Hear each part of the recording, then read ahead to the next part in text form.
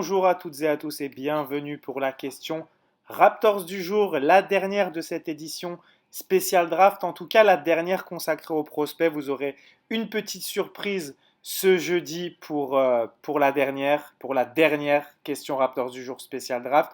Aujourd'hui c'est la dernière consacrée aux prospects et j'ai posé la question à Ben d'envergure de savoir quels seraient éventuellement les prospects qui pourraient chuter de manière inattendue à la draft.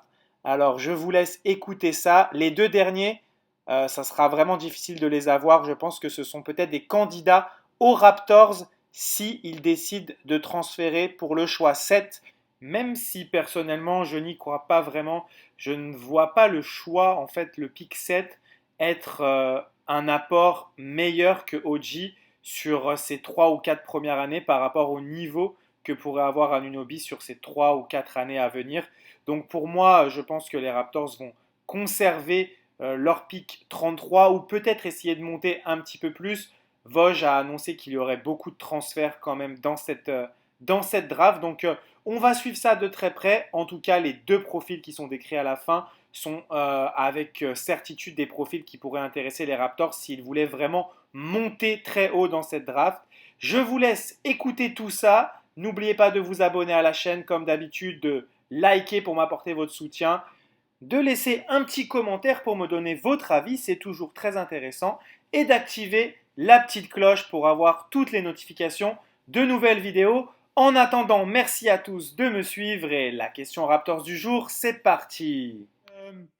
Quels sont pour toi les joueurs qui pourraient descendre dans la draft parce qu'il y a des questions autour d'eux, peut-être des questions physiques, peut-être des questions de comportement. Je te proposerai après deux noms si tu n'en parles pas. Mais est-ce que tu as des éventuels, peut-être style, comme les Raptors ont J'ai, pu faire avec OG, parce qu'il me semble que OG était prévu plus haut, mais il avait des problèmes de genoux et tout ça. Et du coup, ils l'ont récupéré un peu plus loin.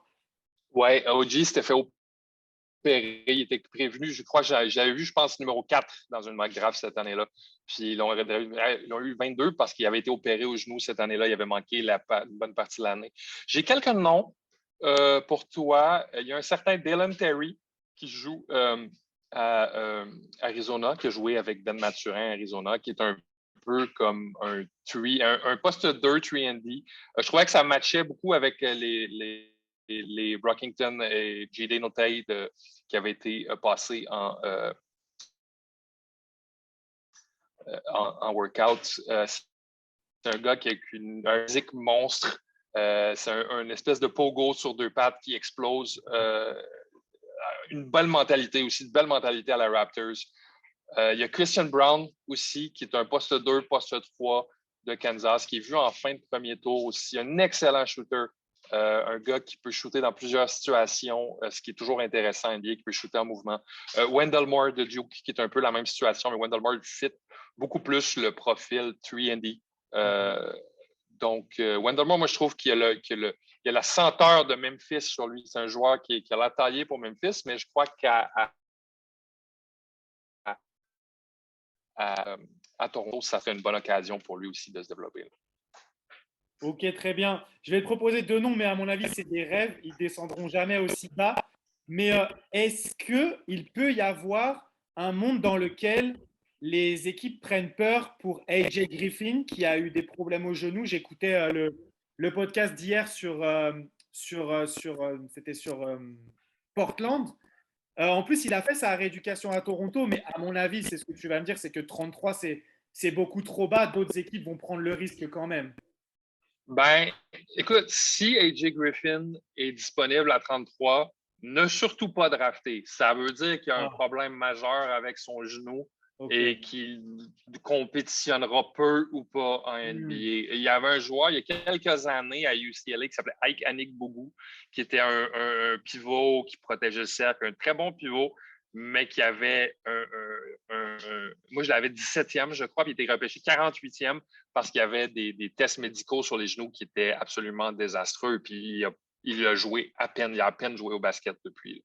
Donc, si AJ Griffin est disponible en 33, posez-vous des sérieuses questions. Ça vaut peut-être la peine de le drafter juste au cas où s'il y a quelque chose se passe, mais ça m'étonnerait qu'il passe la loterie.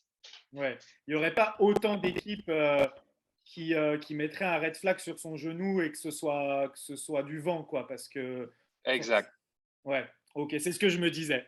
Je me mettais à rêver hier parce que le descriptif était beau. En plus, c'est le fils de l'entraîneur adjoint. Donc, mais, Absolument. mais forcément, s'il descend aussi bas, c'est qu'il y aura vraiment des gros problèmes médicaux. Le dernier, c'est juste par rapport à son profil qui, ils en ont parlé aussi dans le Raptor Show hier et dans la description, colle pas mal aux Raptors, mais je pense qu'il sera pris beaucoup plus haut. C'était Terry Eason. Ouais, non, non, non, non. Terry Eason, il va être parti, probablement. À moins qu'il y ait un problème de comportement majeur ou quelque chose, on ne parle pas d'un joueur qui a le QI basket extrêmement développé. Pour l'instant, ça m'étonnerait qu'il. Le scénario du désastre 25, c'est tellement un bon profil physique, Terry Eason. C'est un gars qui a le profil d'ailier dont tout le monde rêve en NBA, qui peut switcher sur absolument toutes les positions, qui est excellent défensivement, même justement, il n'y a peut-être pas le QI basket pour l'instant, qui suit, qui a tout, qui est un monde de potentiel. Au premier tour, c'est le potentiel qui compte. Lui, il y a tous il coche toutes les cases côté potentiel. Moi, je l'ai eu pendant un très long moment, numéro 6 dans mon mock draft. Fait que j'y crois quand même à Terry Eason, mais là, pour l'instant, je l'ai 10 ou 11. Mais ça m'étonnerait aussi qu'il sorte de la loterie, mais je crois que le scénario du désastre, numéro 25, est parti. Ouais, non, mais c'est ce que je me disais aussi. En fait, j'avais vu la petite. Il y a toujours votre colonne rouge dans les points négatifs et j'avais vu le truc du comportement. Mais je me suis dit aussi que s'il y a un problème de comportement, c'est pas généralement le truc que les Raptors vont prendre non plus. Donc, Ouais, ouais, ouais. voilà, c'était juste pour faire des petites questions supplémentaires. C'est tout pour aujourd'hui. En ce jour de draft, une autre vidéo sortira un petit peu avant l'événement. Ce ne sera pas sur des prospects. Je vous garde la surprise. En tout cas, merci à tous de m'avoir suivi pendant toute cette édition spéciale draft. Merci à vous d'être de plus en plus nombreux à vous abonner, à liker les vidéos. N'hésitez pas vraiment à lâcher des commentaires. On peut échanger là-dessus. Vous savez que je réponds pratiquement à tout le monde, si ce n'est à tout le monde.